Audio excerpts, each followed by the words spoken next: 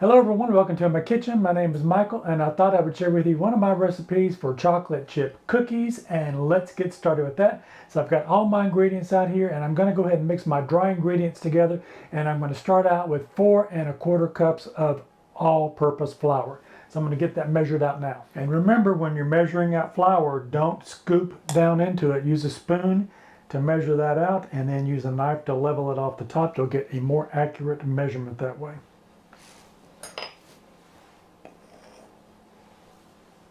I've got my 4 cups in. This is my 1/4 cup, and we'll add that into that. Now with that, I'm going to add in 2 teaspoons of baking soda, 1 teaspoon of baking powder, 1 teaspoon of salt, and 1½ teaspoons of cornstarch. Cornstarch is going to make it just a little bit more on the light, airy side. All right, now that we've got those ingredients, let's give this a whisk together and mix all your dry ingredients together. All right, I've got my dry ingredients mixed together now, and I will have the recipe in the description box. Where you'll have that, I'll have both the metric and the imperial measurements in there, so you'll have both of those if you need that. And I do have my oven preheating to 375. You want to go ahead and get that turned on because this will come together really quickly once we get through with this next process. So I've got 3 sticks of unsalted butter, so that is 1½ cups of butter, and each one of these is 113 grams, so that would be 339 grams of butter. I'm going to go ahead and put that into my stand mixer. All right, now I've got my butter in my stand mixer. You want to make sure that your butter, you want to leave it out and get it to room temperature because it will make this creaming process a lot easier. So I'm going to start this out on a level 2 here, and we'll go ahead and get this cream together. And I've got a spatula here in case I need to push it down on the sides. All right, now that I've got my butter creamed, I'm going to go ahead and add in my sugar. I've got 3/4 cup of sugar, or 162 grams. And now I've got my brown sugar. I've got light brown sugar, and I packed 1½ cups, and I did weigh this out, and I've got 283 grams.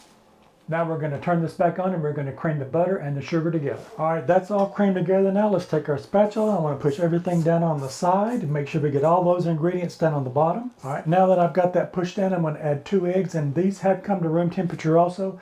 When you're making baked goods, I always bring eggs and things to room temperature. That way everything cooks at the same time. If you got something that's cooler, then another ingredient might take a little bit longer. So everything, if you can bring it to room temperature, that would be perfect for that. All right, I've got one cracked. I've got one good one here, so I'm going to go ahead and drop that in, and I'll check my other one. And we'll add that one in.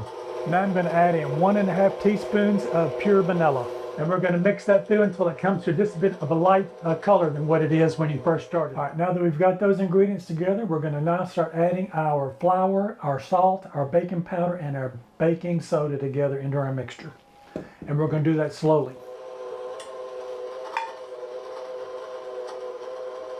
All right, so I've got that all mixed together now, and I've got my chocolate chips here measured out. So I've got 1 cup I've got Ghirardelli Premium Baking Milk Chocolate Chips, and then I've got 1 cup of Toll House Semi-Sweet Chips. If you want to use 2 cups of one or the other, it's up to you.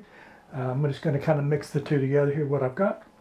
And I'm going to leave some of these larger pieces out, so when I get ready to put those into the oven, I'm going to put some of those on the top of my dough before I put it in the oven to bake. So we're going to go ahead now and add our 2 cups of our chocolate chips in.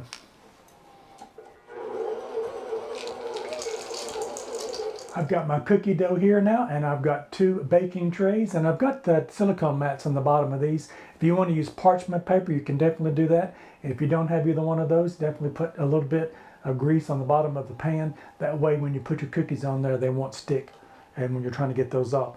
So now this is personal preference. You've got the recipe how you want it. If you want nice big cookies, you can make them really big. If you want smaller ones, you can definitely make smaller ones. You can use the little scoops here to scoop them out. I'm probably going to make mine a little bit bigger. I like the nice, large, doughy ones. So I'm going to go ahead with my clean hands here and kind of put this together and show you what we're going to kind of look like on that.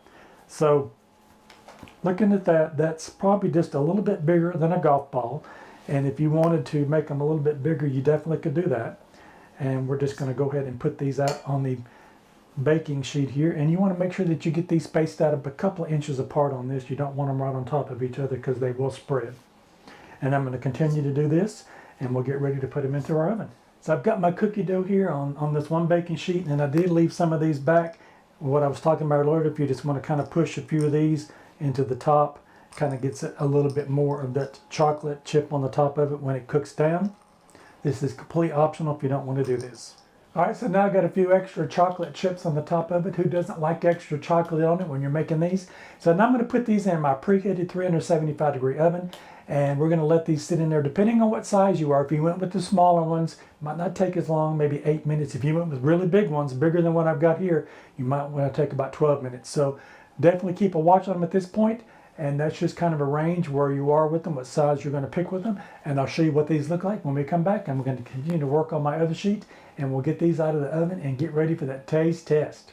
All right, I've got 12 cookies in the oven, and I still have about half of the batch left. So this looked like it would have made about 24 cookies with what the size that I had been making them. So I'm going to take the rest of these, I'm going to form into a ball, put them onto a parchment sheet of paper, onto a baking sheet, and I'm going to put these into the freezer, and I'm going to freeze them. And once they're frozen, I'll take them out of the freezer, put them into a baggie, and that way I've got them ready to go. And then if you want cookies in the future, you can just take them out, pop them in the oven, and you're set. So if you don't want to cook them all at one time, this is definitely an option. Cook as many as you'd like to cook, freeze the rest of them, and you'll have some at a later date. Stick with me and I'll come back and I'll show you what the cookies look like. All right, I've got my cookies out of the oven now, and these are still really hot on these. And you just want to kind of let these set for about 15 minutes. That way they'll set up.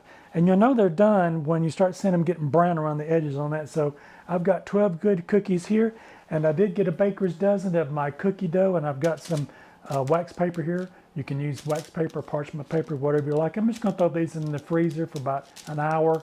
And then once they're frozen, I'll pull them out, transfer them to a Ziploc bag, and I'll have these for when I get ready to have some cookies in the future. So we're going to let these sit here before I try to pull them off of the silicone mat. And then once we get them off that, I'm going to transfer them to a wire rack and let them continue to cool. You want them to completely cool down, because at this point, if you start trying to move them, all they're going to do is just fall apart on you, because they're really soft and gooey at this point. So stick with me. We'll come back and we'll give these a taste test. I am back, and my cookies have cooled down now. I wanted to show you what these look like. These look absolutely incredible. They've got a nice brown edge on them.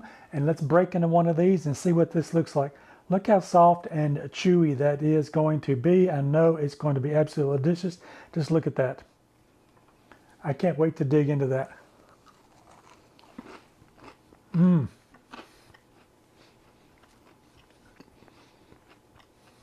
That is absolutely delicious. They are nice and soft and chewy, just the way I like them.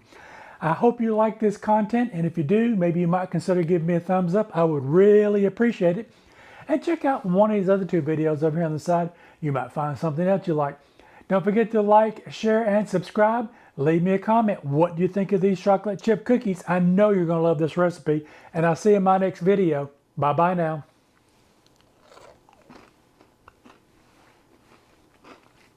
Delicious.